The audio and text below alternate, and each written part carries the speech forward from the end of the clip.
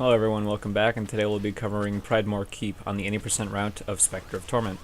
Pridemoor hasn't changed up much at all. It's actually still very similar to the way it used to be. There's a couple of optimizations. We'll cover those, and we'll also go back over everything else while we're at it. The first time through, it's just not a lot to mention. So yeah, in this first room, you're still trying to make that first lava pot cycle. It hasn't gotten any more difficult or easier. It's exactly the same. Still hoping for some rat boosts. And I got one on this video, but like I never get them in runs, so don't count on them. And thanks to ya boy Tolu, we have a new villain of Pridemoor, the mall cop security, Paul Blart. You can actually get past him like this without using Judgment Rush, which is good because we have one less darkness, so we can't just spam it all willy-nilly. And on top of that, using Judgment Rush is typically slower if there's a way to get through the room without using Judgment Rush. And if anyone else is going to find a way to get through rooms without using Judgment Rush, that's ya boy Azulag, who has complete disregard for how comfortable we were. You gotta go fast, you gotta save every single frame. And again, there's really no need to grab or go out of your way for things like money or health. But if you did want to grab an extra health pickup, there is the Will-Wisp that's in this stage. It's in this room with the checkpoint.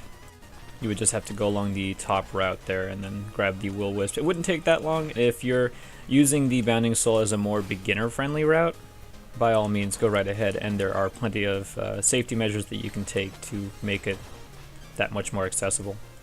Now for those of you who remember from the Skeletal Sentry route, there was a faster way to go through the room, a quickest books as it was so called. We don't have the Sentry, so we can't do it that way anymore. Instead we have to kind of do it the more old-fashioned way with just the Bounding Soul. I will put a link in the description for the way Tolu found to do it that's similar to the old Skeletal Sentry way if you really want to be insane, but I definitely don't go for that.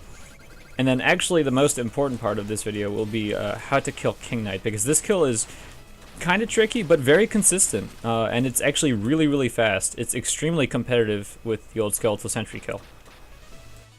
Again, credits for these kills typically goes to Tolu, Azulag, and Patois, who all spent tons of time trying to work out how to get optimal corner dribbles, etc. So next we're going to talk about Paul Blart, as I mentioned him before.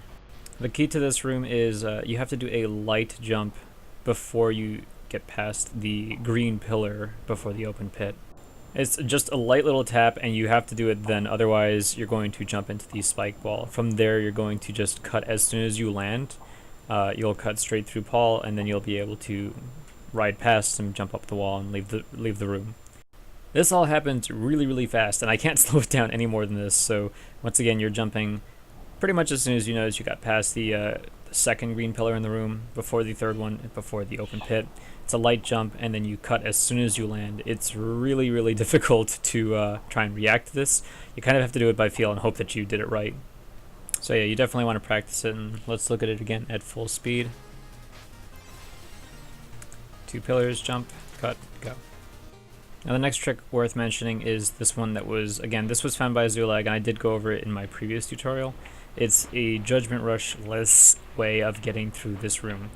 Now I've always done this room, again, by feeling, because I've practiced it a lot and I have a gut instinct on when I should be jumping. This mostly comes down to because of just how fast you move with rail mail, but if you're looking for a specific visual cue, there's a pillar in the background that Azulag told me about. If you jump as soon as you reach this pillar, it's actually quite a full jump. Once you clear the Duck Knight and land, you're going to cut pretty much as you land. This is so that you get a little bit of that pushback, which prevents you from grinding straight into the spike ball. That also means that you can't jump immediately, otherwise you'll re-accelerate 100% and you'll find yourself crashing into that spike ball. So again, here's your room at full speed. Grind, jump, hit, move. Now this next room does have a new trick, and you're going to be launching a soul as soon as you enter the room, as long as you're facing right. And you want to be careful about the way you do this. I try to make it so that I'm facing right when I enter the room, this way I don't have to hold right, because that'll make you climb the wall, which will probably get you to lose time and mess up the trick entirely.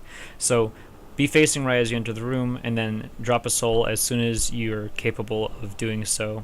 You should basically always assume that it's going to hit, because there's really a wide range that the soul will trigger the book from, so you don't have to worry about missing it so long as you fired it roughly as soon as you entered the room. So again, here's this room, just fire the shot, and it pretty much always hit. So here's the king fight, and this fight gets kind of complicated. It's Pretty easy to follow, so long as you remember the Speed Frog jump slash that we went over in the flying machine, you should be able to execute this kill. As soon as you're capable of moving, you need to jump and do a dash attack to King Knight. Use this to get over him, but then immediately turn around and start chasing after him. You need to launch 2 souls and be moving toward him at the same time. Get into the corner, do 1 slash on the ground, then a jump slash, which will reflect them and hit him at the same time. After you are airborne, do 1 dash attack, get on the other side of King Knight and do 2 dash attacks, 1 to launch these souls in his direction, and then 1 more just for some free damage. King Knight tends to be very random at this point. He'll usually try and dive at you. Try not to get hit by him if you can. You want to stay as close to him as possible though. You want to... This is where you're going to kind of hope for some good luck. The floor pattern can really help you out here. So in this clip, he actually lowered some of the ground that was right behind him, which created a nice little floor for me to just launch a couple souls and have them reflect back at him. Now if he falls down into a pit, this actually isn't that bad because he's already lost a ton of health at this point. So after he lands, just do a couple cuts and then launch some souls, and you'll usually die basically immediately. So here's your kill at full speed. Jump dash attack, 2 souls slash, jump slash, bounce, bounce. Cut, slash, and some more balls, and he's gone. He melts with this strategy. So shoutouts again to Tolu and Azulag, who worked on this version of the kill, and Patois, who began the research for bounding soul kills on King Knight. So after completing the 7th night stage, we're treated to a small cutscene. It looks like a memory, but it's literally just something you just mash through. After skipping the cutscene, make way over to the Dark Mirror. We're going to the stranded ship, the last stage that we need to worry about for the Order of No Quarter. Thank you for watching once again, and I'll see you all next time. Till then, stay spooky.